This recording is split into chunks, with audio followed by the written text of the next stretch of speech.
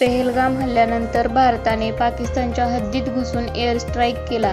त्यानंतर बिथरलेल्या पाकिस्तानने भारतावर ड्रोन हल्ले सुरू केले होते. मात्र भारतीय वायुदलाने पाकिस्तानचे ड्रोन हवेतच जिरवले. मात्र देशभरात अलर्ट जारी करण्यात आला होता. हवेतील ड्रोनवरही नजर ठेवण्यात येत होती.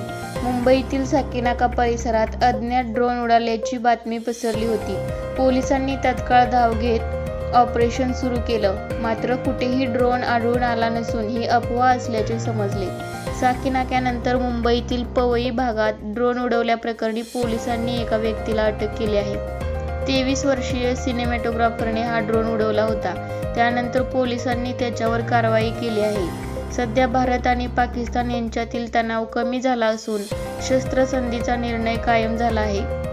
मात्र अद्यापही देशभरात यंत्रणा अलर्ट मोडवरती असून कुठे ड्रोन किंवा संशयास्पद हवाई उड्डाण दिसल्यावर खबरदारी घेतली जात आहे.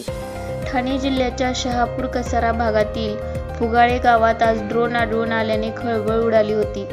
डोंगराळ भागातील मुलं फिरायला गेले असता त्यांना हा ड्रोन दिसला होता. या ड्रोनबाबत माहिती मिळताच घटनास्थळी कसारा पोलीस दाखल झाले.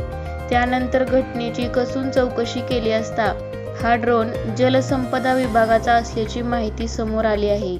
वैतरणा धरणाचा सर्व्हे चालू असून ड्रोनच्या माध्यमातून सर्व्हे करत असताना हा ड्रोन रेंजच्या बाहेर गेल्याने पडला असावा, असे पोलिसांचे म्हणणे आहे. सध्या हा ड्रोन पोलिसांनी ताब्यात घेतला आहे.